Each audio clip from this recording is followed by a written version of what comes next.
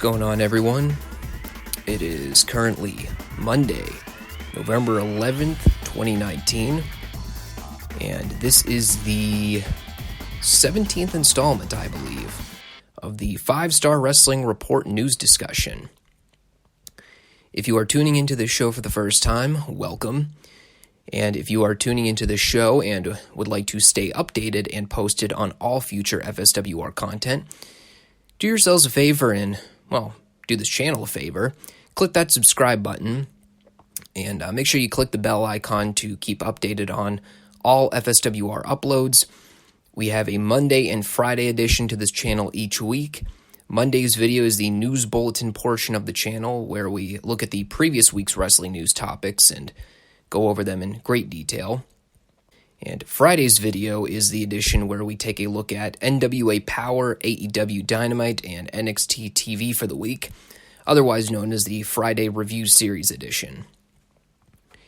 So if it sounds interesting to you, you might enjoy the content that we provide here on the FSWR channel.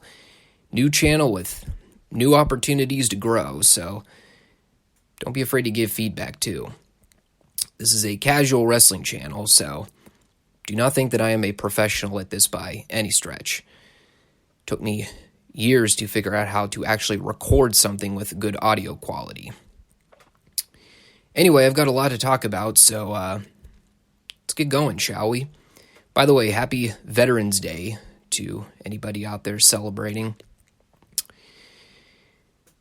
Let's start with the Full Gear recap, because there's a lot to say about this show, and I want to make sure that I give myself ample amount of time to go over everything in full detail, so we'll do that recap first. The Young Bucks versus the newly renamed LAX, Proud and Powerful. I would honestly prefer they just stuck with Santana and Ortiz. First thing that happens in this match, the Bucks and P&P do overly fake-looking punches. Did not like that at all. So they do this angle early on in the match where Ortiz is in an armbar, and he reaches over to tag Santana with his foot, and the ref waves it off because the tag was not hand-to-hand contact. And they also do this thing like a minute later where Santana gets a tag, but the ref does not see it, so he calls that off too, which really doesn't make any sense in context because normally this would be a spot that you would do for the babyface team, and pretty sure P&P were supposed to be the heels in this scenario. Anyway, they did these couple of angles, and it would have been good in execution had it not been for Jim Ross calling BS on it on commentary, which doesn't make sense since he's been complaining about the tag team deal on Dynamite every week for the last month, and B, the fans booing and chanting, "Ref, you suck." Now, that all being said, I get the idea they're going for. People have been on AEW's case about establishing and enforcing the rules of tag matches, especially because lately we've seen a lot of AEW tag matches where there's just four dudes in the ring doing stuff and, the ref just lets it go. Now, that said, the problem was that this whole plot line ended up amounting to nothing because in the exact same match here, literally about 10 minutes later, there is a spot where Santana tags Ortiz's foot to become the legal competitor, and the ref just lets it go. That was infuriating. And again, it goes back to my initial criticism of this whole tag rule thing that the announcers keep spewing out. Either you have rules or you don't. And the bottom line is this. I do not want to hear the announcers talking about tags only being legal with hand-to-hand touch or guys having 10 seconds to get out of the ring once they're not the legal partner anymore if these rules are never going to be enforced by the official or they're only going to be enforced when it is convenient for him. At that point, it's just a bunch of frivolous verbiage to make it sound like AEW is addressing the problem without really addressing it. So that didn't sit well with me. With that said, there is a great moment in this match right before the heat where Nick is running wild on the heels and he leaps onto the apron and tries to hit his big running penalty kick onto Ortiz, but Ortiz ducks out of the way and Nick ends up kicking the ring post. And they catch the audio with Ortiz right in front of the camera where he's screaming, "I'm a genius." Great heel move. And it is a lot more tolerable than hearing him screech to the top of his lungs, "We're the best," every week. So I actually like that part. So P&P worked over the Bucks for a while. There's a spot where Matt gets thrown onto the Rock and Roll Express in the front row. The heels worked over Nick's ankle for a while. Matt ends up getting a hot tag and hits a great series of Northern Light suplexes on Santana and Ortiz.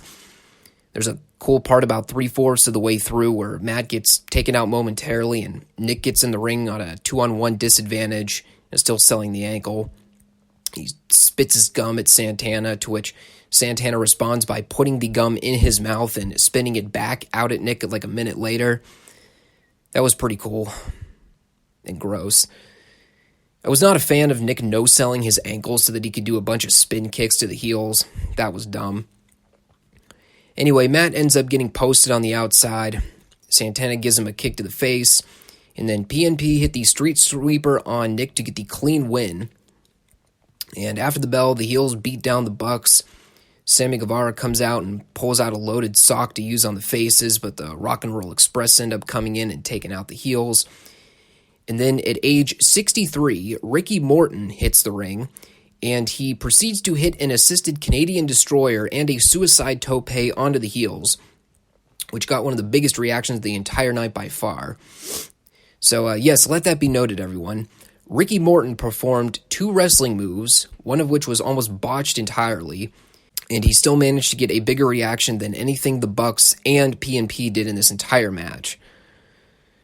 Wrestling in 2019, everyone, where the real stars are the old decrepit dinosaurs that look like they're about to kill over by just breathing, and yet the young athletes today are just dudes that do moves. So, I don't know. I don't really know how to grade this match. It's like there were good elements to it, but there were also things that were strewn throughout the match that I did not like at all. Guys still not following the rules for tag matches, despite them affirming that AEW actually do have rules for tag matches now. Yeah, Nick selling a limb for a little bit, but when it's time to make the big comeback, he hits a bunch of kicks with a bad ankle and hits the ropes like nothing ever happened. I mean, this is the kind of crap that Seth Rollins does on Raw that everybody complains about, so I don't need to see Nick Jackson doing the same kind of stuff on AEW. So, judge as you will on this one. I'm honestly really not sure how to feel about it, and I've been simmering on it for almost 48 hours now. Pac versus Hangman Adam Page. This is what I would call a good old-school wrestling match with not a lot of crowd heat. And unfortunately, wrestling fans have been so adapted to guys doing 1,500 high spots a minute, this match ended up kind of coming across like no one cared. At least that's how it came across on TV. It's weird, too, because I've seen a lot of reports come out about this show where the people that ordered the pay-per-view kind of thought the crowd was dead for a lot of the show, but meanwhile, the people that actually attended it said that the crowd was lively throughout the whole night. Maybe it's just the way that they recorded the audio of the fans, but I tend to agree with the people that said the crowd was not really active throughout a lot of the night. It just didn't sound like they were really alive for this match. Just the way it sounded to me on TV. The match here actually kind of reminded me of the last pay-per-view match Pac had. I think it was with Kenny Omega, right? It's like Pac spent so much of the match actually trying to work as a traditional heel, what with working a slower pace than we were probably accustomed to seeing. So the match didn't come across as exciting. And I kind of got those same vibes here. If you actually appreciate the fact that Pac can do a bunch of remarkable stuff, yet when it comes time for him to work as a bad guy, he doesn't do all the flashy material, you probably like the match a lot. Believe it or not, this ended up being probably my second favorite match of the whole night, outside of the Cody Jericho match. And the ring psychology here made sense. You had a clear-cut villain and a clear-cut hero here. Page ran wild at the beginning, whipped Pac into the outside barricades for a little bit. Pac eventually got the heat after snapping the ropes into Page's eyes. Page ended up taking this horrific-looking brainbuster bump on a steel chair on the concrete floor. Page hits a great top rope fallaway slam. Goes for the dead eye, but gets caught with a brutalizer. Both guys end up falling into the ropes for a break. Paige kept teasing the big springboard clothesline, but got cut off. Paige got Pac into a go behind at one point. Pac tried to kick Paige in the groin, but Paige caught his foot. He had a big forearm and a lariat, and then Paige hits Pac with the dead eye and gets the pin. The last few minutes here were particularly good. And like I said before, the match was not bad at all. I mean, I actually really like the style and pace of this a lot more than the matches that I'm accustomed to seeing on AEW. I just think it was hurt by the lack of crowd heat, despite what a lot of people have said about the crowd throughout the whole show. Shawn Spears versus Joey Janela. I'm not a Joey Janela fan, in case that hasn't already been established yet. I don't really get what all the hype is for the guy, and his ring style really isn't my flavor, if I'm being honest. And I'm not trying to knock the guy. I don't have a vendetta against him or anything like Jim Cornette does. He just works a style that works for him, and it's not for me. Let's put it that way. Yeah, I would never put stock in them actually trying to make Joey Janela their world champ at any point anyway, so at the end of the day, it really doesn't matter. But, I hate to be that guy, but the more and more I watch him, I don't get Shawn Spears either. I remember people raving about how great this guy was in WWE for years. Whether it was the main roster or NXT, I never thought the dude was anything special. I honestly thought he was boring as bricks, if I'm being honest. So, apparently this is a feud that was built up entirely on AEW Dark, which I don't watch. Therefore, I had virtually no idea how this feud came about or what these guys were fighting over. And, considering they had no promo package or anything to hype this up in advance, I pretty much sat through a Janela Spears TV match on pay-per-view. The only thing I remember them showing was Janela running off Spears with a chair on Dynamite, and apparently Spears tried to rip out Janela's tongue with a set of pliers. Why, I have no idea. And by the way, it should be noted here, because this is important, JR and Excalibur tell us during the entrances here that there is a story to this match, and that they were going to explain it in full detail as the match went along. And they never did. So, way to keep me invested, guys. Your one job to get me to care about this match, and you utterly failed. The match was okay, I guess. They did some stuff. There was a notable point about midway through where Spears tied Janela's hair to the ring post. That was kind of cool, I guess. Tully took the ref so that Shawn could unhook the turnbuckle pad. Earl went over to tie it back on, and that's when Shawn and Tully hit the double-assisted pile driver to Janela on the outside, followed by a DVD from Shawn for the actual 3 count. Yeah, I guess the pile driver on the outside ring mat was not sufficient enough to keep Janela down for a 3. Now, I got to make sure Shawn hits his finisher for extra insurance. I do appreciate that Janela's dialed back on the bare butt bumps onto thumbtacks or staple gun shots to the head. Looks like the guy's actually trying to work some semblance of a pro wrestling match for a change. So, good on him. I do have a legitimate question, though. As dispassionate as I sounded trying to recap this whole thing, there is one thing I'm still curious of. Why is Tully Blanchard there? I don't even mean that sarcastically. I'm genuinely confused. What is his purpose? I thought he was brought in to be a mouthpiece for Shawn regularly, and so far he really hasn't done that. He's just sort of there. And yeah, he did help Shawn win here, but, you've got a legitimate legend at your exposure that can talk. If all he's going to do is be a guy that runs interference for Shawn Spears matches, why do you need Tully for that? I don't know. Something about it just feels off. Of course, everything they've done with Shawn Spears post-Cody feud has been off, for lack of better terms. But, what can you do? Aside from coming up with better content for him, of course. Private Party versus the Lucha Brothers versus SCU for the AEW Tag Team Championships. Let me get my raging criticism out of the way first. The first tag of this match was Phoenix slapping Mark Quinn's back for the tag. Stop doing that. Okay, I'm good now. I'm not a particular fan of triple threats, mostly because they usually end up being giant clusters with no ring psychology whatsoever.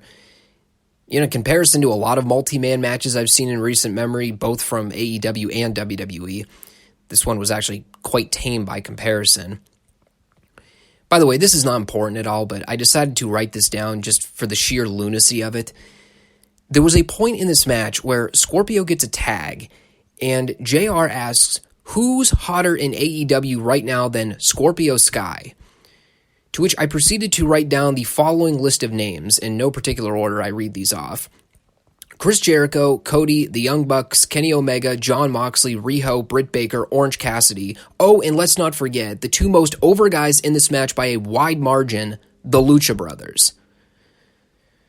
Nice attempt, JR. By the way, I also wrote this down. Frankie needs to stop doing that springboard Hurricane Rana spot. He's either going to get heavily concussed or break his neck doing this. Every single time I see this guy try this move, he ends up landing right on top of his head. This is not TNA from 10 years ago, Kaz. You are older and less agile than you were back then. And I'm actually a big fan of yours and would like to see you continue to wrestle in the future. Please stop nearly crippling yourself doing moves that you cannot execute anymore. Here's what I learned while watching this match. Your top heel team in AEW is the most beloved babyface duo on the roster in the Lucha Brothers. Your tag champions are, well, let's be frank, just another tag team. And Rey Fenix is an incredibly phenomenal athlete. There were a bunch of things that happened in this match, and pretty much every single spectacular thing was an offensive move from Phoenix. There's a part very late in this match where everybody's on the outside, and Phoenix does a springboard leap from the ropes onto the middle turnbuckle, onto the other set of ropes, and then dives onto everyone with a senton. And see, this is the kind of high-risk stuff that I actually enjoy seeing. It's actually built up to, and there's an actual transition into getting to that point. This wasn't like that stupid Dynamite match with Private Party and Lucha Brothers, where they just did a bunch of artificially choreographed spots for 15 minutes, and none of it mattered and none of it was memorable. There was at least a spot in this match that meant something and was memorable. Scorpio and Kaz retained, clean by the way, which I was kind of shocked at. Afterwards, Phoenix and Pentagon tried to get the jump on the champs, but they do the blackout in the arena. And just so that we can digest this all together, I want you all to make a mental note of this. Several weeks ago, Pentagon Jr. laid out Chris Daniels with a package piledriver on the entrance ramp, and not only cost him the opportunity to compete in the AEW Tag Tournament, but could have severely injured him or cost him his career altogether. So weeks later at the pay-per-view, Daniels seeks his revenge over Pentagon, and by doing so, he dresses up head to toe in Pentagon's gear. He does a comedic and choreographed Cero Miedo imitation spot to Pentagon. He lays out Pentagon with an STO, and then he reveals himself to everyone in over-dramatic fashion, which was so over-dramatic that it was met with virtually no crowd response. Something tells me that this was a little overly scripted. It's not even the fact that this concept has been done to death in pro wrestling over the years, particularly with masked wrestlers. Christ, I saw Chris Jericho do this exact same thing last year, and it was way better executed than this. It's like everyone's been watching the Randy Savage LA Park match from WCW in 97 where DDP dressed up as LA Park and laid out Randy with a diamond cutter. It was a great idea at the time, but why do we have to go back to the well with it over and over again? Because every time I see it, it just gets lamer. It was just the wrong occasion and the wrong guy to do it with. Daniels should have run out there like a madman with a chair and chased these SOBs off all the way into the parking lot. He should not be comically dressing up as Pentagon to do a lame reveal that didn't even spark a reaction out of anyone. especially when everyone knew it was Daniels anyway, which is probably why they didn't react. I didn't like this. Emi Sakura versus Riho for the AEW Women's Championship. Is it Sakura or Sakura? I have no idea. I also still cannot get over how puny this women's title is. On Riho, it looks like a normal championship, but when the ref is holding it up before the match, it just looks like a leather belt, like a legitimate leather belt that you would buy at Kohl's or something. Maybe I was exhausted by this point. Maybe I was just ready for the Cody Jericho match, considering that was the only match on the show that I was really anticipating at all. I just couldn't get into this at all. I'm a big fan of women's wrestling. I always have been. But this match just really didn't do anything for me. The teacher-student concept is a good story idea, but I don't think they ever did a great enough job establishing the relationship with Riho and Emi before doing this match. Maybe instead of having them work as opposing forces on Dynamite a handful of times, maybe they should have actually worked as a team for a couple of months. And then you have Emi turn on Riho and lay out a challenge for the title or something. At least it would have given this match more context. Match wasn't bad. They really picked up the action a lot toward the end. They did a big series of reversals. Then Riho got the tilt-a-whirl and rolled up Emi to retain, which is virtually how she wins every one of her matches. I kind of like that element, actually. She's sort of pulling wins out of her hat unintentionally, basically giving her those underdog qualities that she plays off so well. So that part of it's fine. In terms of women's matches in AEW, this might have been the best women's match they've had thus far. Not that they're riding high on that scale anyway. Riho is still by far the most over female talent they have.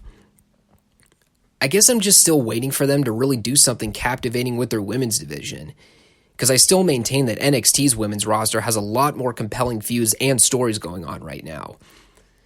All the while AEW is trying to get over Block of Wood Brandy Rhodes and her witchcraft persona. Cody versus Chris Jericho for the AEW World title. We had some rather derogatory comments directed towards Jericho and his birthday prior to this match. In no Excalibur, they were not chanting happy birthday. Numbskull. So anyway, they did this deal before the match where they announced the ring judges in the case that this match went to a 60-minute draw. God help us all. I never really got why they added that wrinkle into the story to begin with, and looking back at it after the show, I still don't really get it. But they introduced Dean Malenko, Arn Anderson, and the Great Muta. MJF came out with Cody, which by that point everyone already knew what was coming. They had shots of Cody's mom ringside watching. They ended up having at least what I thought was the best match of the show, bar none. Cody is... Well, here's what I'll say. A lot of people look at Cody's position and immediately call out the fact that he's an executive, but that he's also placing himself in world title matches and top programs.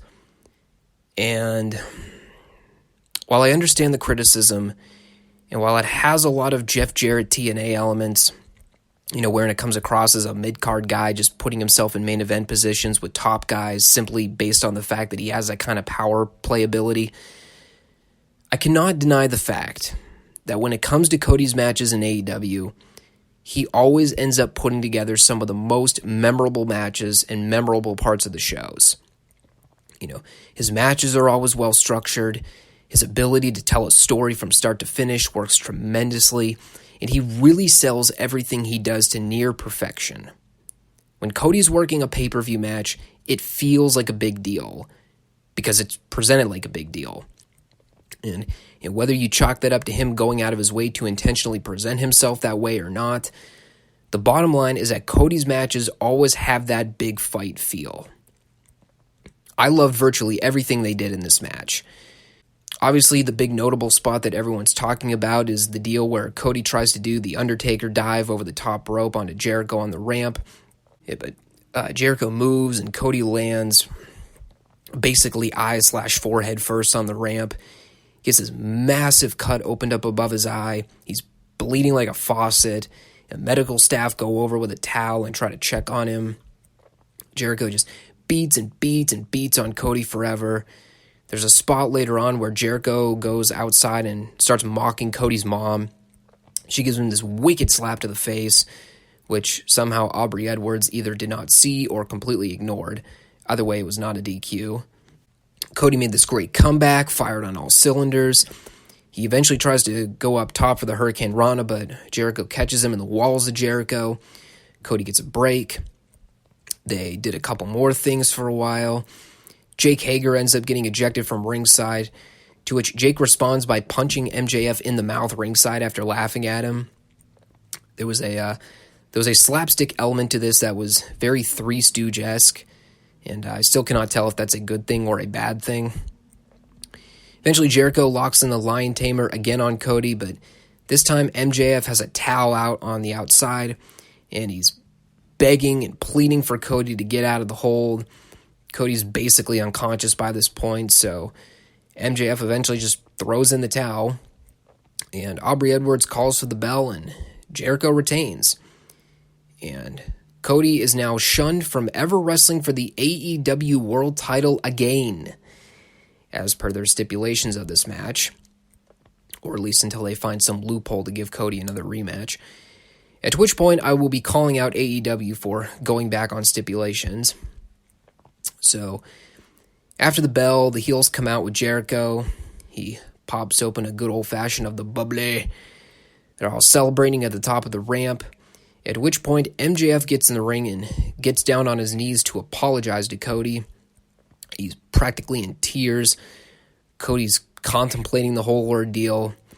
And eventually he helps MJF to his feet. They have a brief exchange together.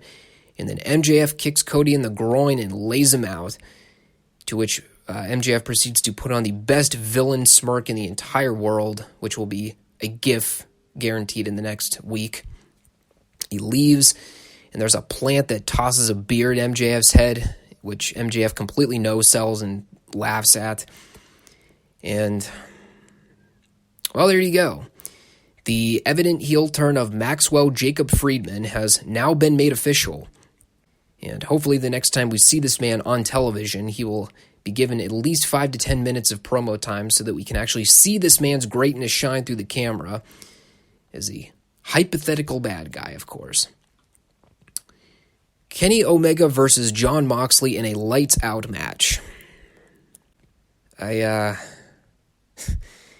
actually have a whole hell of a lot I could say about this match. I have a lot of mixed feelings, if I'm being frank. I have read several reports from different journalists recapping the show, some of whom talked about this match possibly being a little too violent, and I guess here's the way I look at it.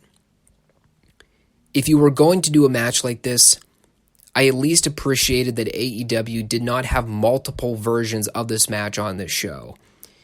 It's the one thing that I really didn't dig with their Double or Nothing show. What was it? I think they had a 3-way street fight and a TLC match in relatively short order on the same card. And it was just too much carnage, too much high risk, and it just didn't sit well with me. It was just too much crap going on in a short time span, and I didn't like it. This, on the other hand, at least felt unique. This is the only hardcore / no DQ type match on the card, so when we got to this point, I at least was not fatigued with overexposure to this style of match. With that said, I've said it before, and I will continue to reiterate for anyone that has not heard me say it before, I've been very turned off to the hardcore match deal in wrestling over the years. I've seen too many of these car wreck garbage style matches, and I've become very desensitized to a lot of them.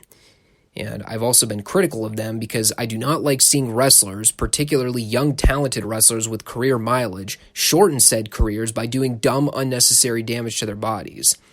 So, maybe there was an element of pre-bias going in.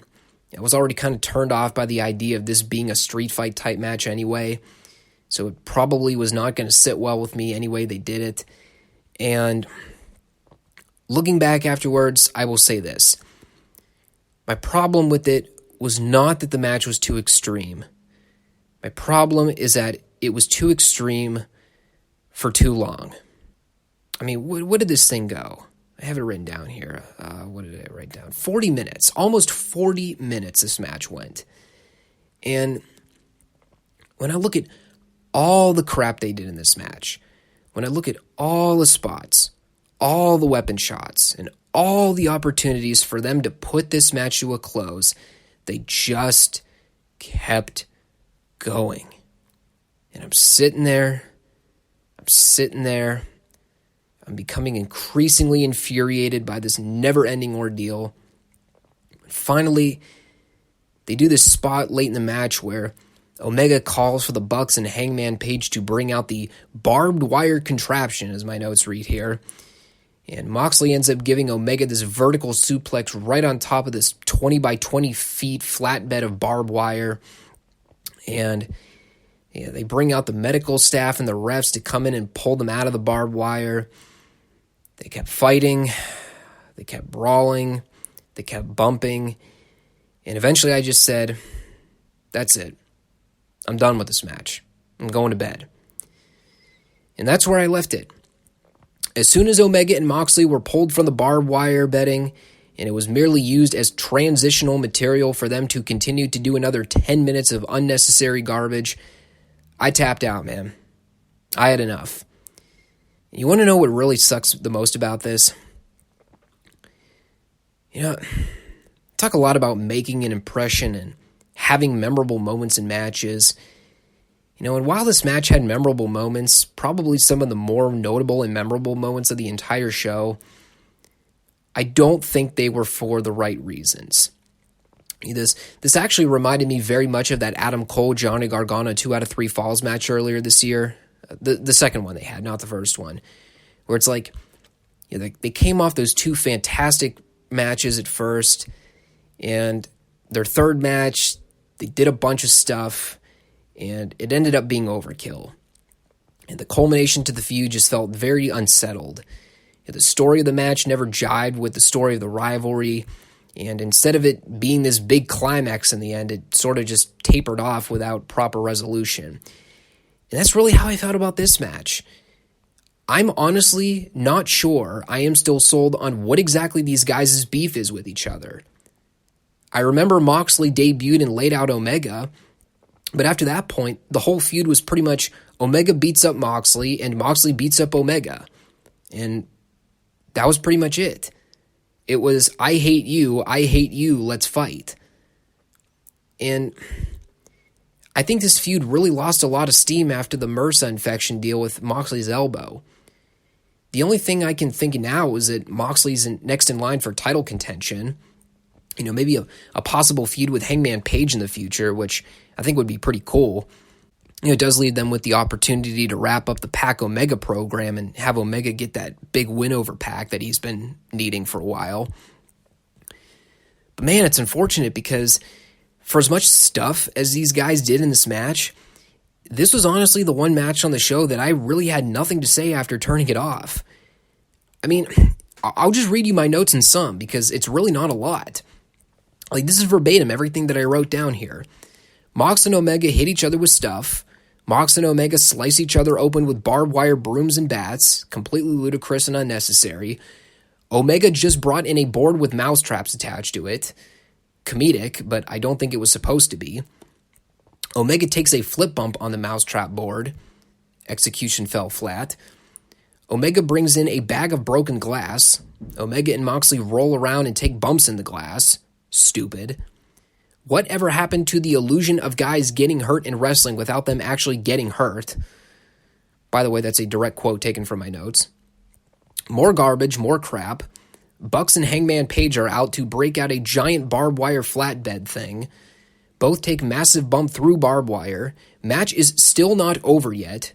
Why am I still watching? Both men get 2 feet and continue wrestling. Okay, I'm done. And again, that is a direct quote there. I actually wrote down, I'm done, following that barbed wire board spot. I've got nothing. I am absolutely at a loss for words on this one.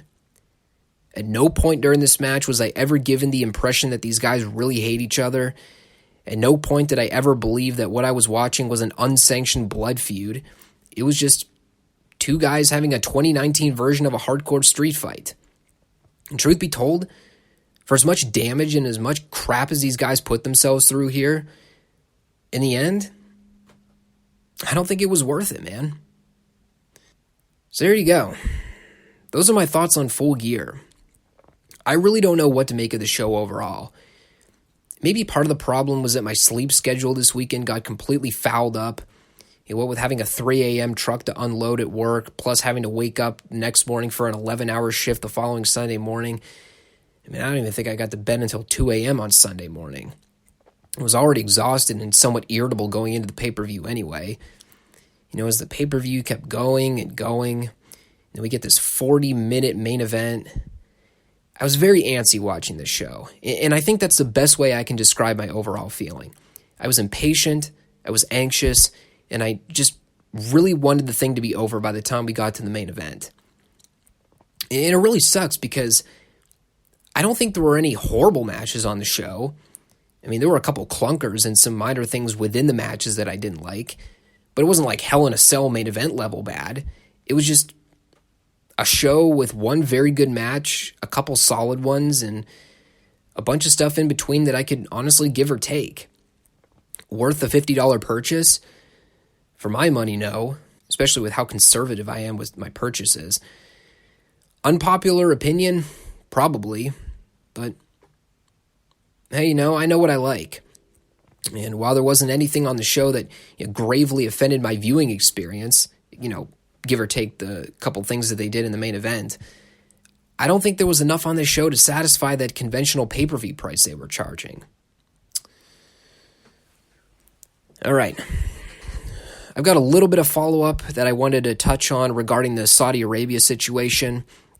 There's been a couple reports floating around this week involving discussions on a talent meeting that was held last Monday with Vince in the locker room. And this report was posted on Bleacher Report this past Saturday from Mike Chiari, pretty much laying out the full details of what went down at the talent meeting. So we're going to analyze it. WWE Hall of Famer Jerry the King Lawler took to his podcast Friday to discuss the travel issues that resulted in much of the WWE roster getting stranded in Saudi Arabia last week. King noted that a talent meeting was held prior to Monday's episode of Raw, and he described what WWE Chairman Vince McMahon told the wrestlers. And according to Vince's dialogue, he continued to hang his hat on the initial discussion that everything that transpired was a result of mechanical issues with the plane, that he's never experienced anything like this before, and that it was a freak accident, essentially. In other words, not tying anything to the manipulation of the Saudi government. Continuing along here, in addition to McMahon, Lawler said that AJ Styles and Carl Anderson were the only people to speak during Monday's talent meeting. Styles expressed concern about these circumstances surrounding travel issues. AJ said, "I'll be honest with you, man, we were just minutes away from somebody going off and doing something bad. All I'm thinking is that I'm supposed to be at home playing ball with my son right now, and instead I am stuck here in Saudi Arabia and nobody can explain to me why." Vince assured Styles and everyone that the travel issues were related solely to mechanical issues. Lawler said McMahon added that WWE's relationship with the Saudi government and the prince is at an all-time high, in response to speculation that issues between the two sides played into the delay. Now here's where the story really gets juicy. Because just days after this absolute catastrophic situation with WWE talent being stranded overseas for 24 hours and venting their frustrations on the matter to social media, Vince McMahon drops this massive bombshell announcement on his Twitter. After an historic WWE Crown Jewel event that brought the first ever women's match to Saudi Arabia, WWE is proud to expand its partnership with the Saudi General Entertainment Authority through 2027. WWE.com expands on the statement to include a second annual large-scale event. So in other words, WWE doing everything in their power to make their Saudi Arabia shows their new WrestleMania, which you could write an entire book on the stupidity of that business notion, but I will not get into that for the sake of time. Now, as far as my collective thoughts on everything in the aftermath of the plane thing, the talent backlash, and Vince's response to the whole matter, that discussion can be heard on last week's FSWR report. where I covered the entire story in great detail, highlighted each major talking point, and tried to give my inclusive opinion on what I thought regarding the matter.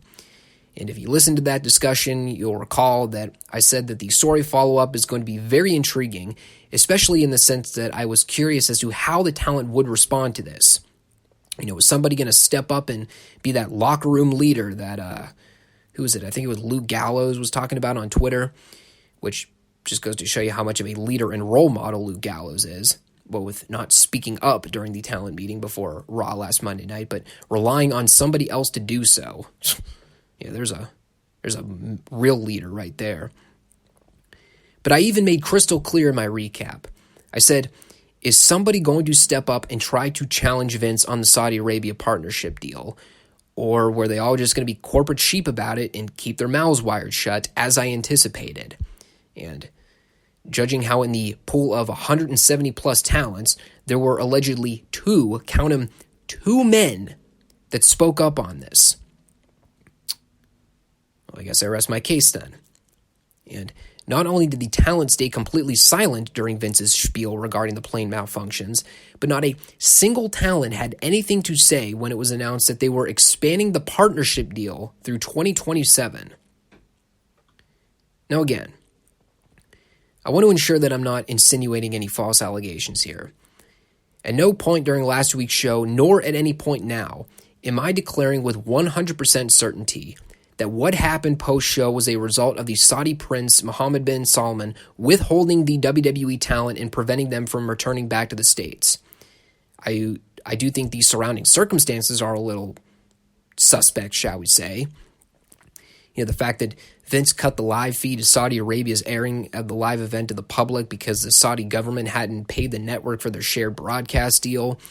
The story of co-president George Barrios revealing that the Saudis still had not paid the WWE a gross sum of around $60 million for the summer show they hosted there, and that the money somehow miraculously found its way into WWE's account right around the end of their third quarter financial report.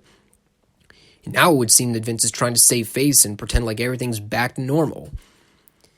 Of course, this puts the talent in an awkward situation. Apparently, most of them are remaining quiet on purpose to try not stir things up, which I guess if you're a guy whose contract isn't up within the next 6 months, you probably have no rationale to speak up. But for the guys who are looking to get out of their contracts soon, the Revivals, the Gallows, the Andersons, the Luke Harpers, the Rusevs of the world, I guess their goal is to just buy their time and wait it out. I guess I'm a bit surprised that guys like Gallows and Rusev didn't speak up during the talent meeting, what with how active they were on social media during the whole event. I guess in their mind they figure, hey, we're going to be out soon anyway, so why stir the pot and risk several more months of potential burial for two measly events that we can easily just put on a corporate smile for and pretend like everything's all fine and dandy. Plus, when you think about it, most of those guys' contracts are up during the early portion of 2020, so they might not even have to work those shows. Anyway, that's pretty much our update on the story. I wish I could give a clear definition, black and white story of, this is what happened in full detail. But there still looks to be a lot of smoke and mirrors regarding the whole situation, most of which comes at the hands of Vince himself. Do I think there's something more to the story than what we're led on to believe? I'm still waiting on a couple points to be connected myself. Do I think Vince is intentionally withholding information from his talent? Does he know something more than what he's publicly addressed? Possibly. If the end goal is not to piss off the Saudi government more than he has in the last several weeks, I could understand him not wanting to start up a firestorm again. All we really know right now is that there's a lot of distrust and uncertainty amongst the locker room. And, when it comes to establishing business rapport with your employees, the last thing you want to be doing is garnering a sense of collective distrust amongst your talent. Perhaps we'll hear more about this in the coming weeks, but that's basically all we got for now, so I'm just going to leave it at that. So it came out earlier this week that Randy Orton has signed a new multi-year contract with WWE. And Daniel Wood over at Sportskeeda published a recent article regarding the follow-up to the re-signing. WWE superstar Randy Orton has committed to staying with the company, having signed a new multi-year deal. Orton recently stirred things up quite a bit with an attention-grabbing Instagram post that outright hinted at him, along with several other WWE superstars who have already been lined with leaving the company, could go to AEW. And as we analyze the entire story from start to finish, I think the big thing that everyone was asking was this a strong consideration for Orton to jump ship to AEW, or a clever chess game that Orton played to negotiate a better deal with his current WWE contract? I don't think a lot of people are surprised by this decision. I, for one, tried to make a strong case for Orton leaving WWE for AEW just for the sake of making Orton less stale as a wrestler as he slowly looks to phase himself out of an in-ring competition. And perhaps this was a step in that direction.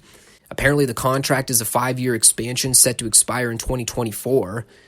The way I see it right now, I don't expect Randy to be wrestling full-time by then. Maybe this contract is a way for him to transition into some kind of part-time agenting or backstage role.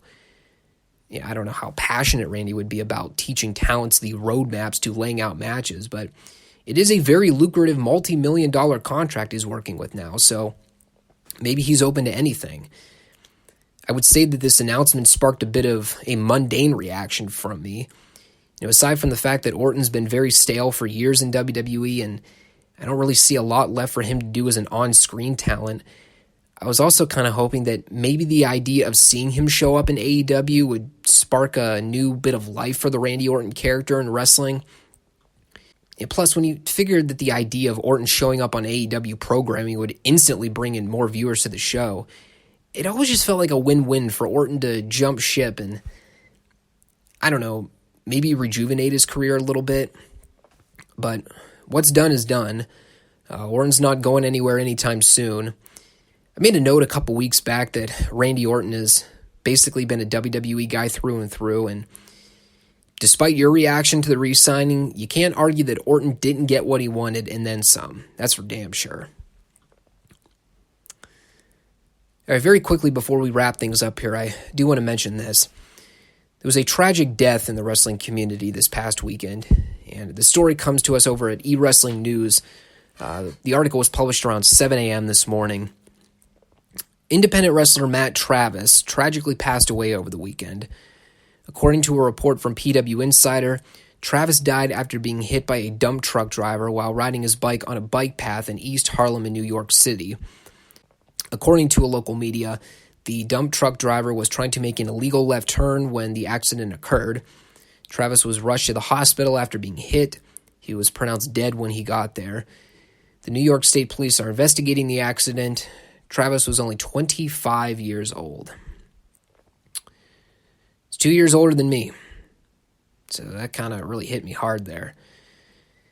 We also had a series of tweets from talents issuing their condolences on the matter. Travis's trainer, Amazing Red, sent out a tweet. We had a tweet post with Santana and Ortiz with a picture of all three of them together. To tell you the truth, I don't really know a whole lot about Matt Travis's career on the indie circuit. I know he was a big stable in the House of Glory promotion. Apparently he was big into the deathmatch, hardcore match style. Looks like his most recent match was a House of Glory event back in August. And even though I can't really give any kind of tribute to Travis, I will note this. Unexpected tragic deaths are some of the most difficult kinds of deaths to deal with. It's like 1 minute you think everything's fine, and the next minute you're getting that dreaded phone call that has to break the news that one of your family members has suddenly died. And while I don't know Travis's family personally, I do issue them my sympathies and prayers.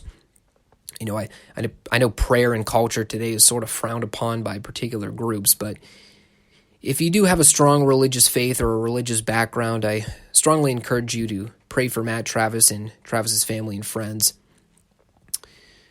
It's very unfortunate to cap off the weekend with this kind of news, but I wish Travis's family nothing but the best as they cope with this and heal in the future. I know that the old phrase, time heals wounds, and I really do believe in that. Coming from a family that's had several tragic deaths and ones that were very difficult and hit us very hard, it does take time to heal, but eventually things do get better over time. So stay strong, and we'll keep our prayers and our thoughts and prayers with you. And on that rather solemn note, that'll do it for this edition of the FSWR Report. If you liked what you watched and liked what you heard, make sure you subscribe to stay posted with our 2 weekly uploads on the FSWR channel. Also, be sure to comment and rate this video if you don't mind. I want to hear what you guys all thought of Full Gear. Did you like the show? Did you hate the show? What was your favorite match, least favorite segment, least favorite segment? Did you think I was way off base with any of my thoughts on the show? I mean, I'm really particularly interested to hear what you guys thought about that main event, because that's the one that sparked the most controversy this weekend. I mean, it's very 50-50 down the middle there. People really liked it or people really hated it. So I'm interested to see where you guys fall on that spectrum. And any other feedback you have, chime in down below. Until Friday, everyone, where I will be back to review NWA, AEW Dynamite, and NXT. Take care.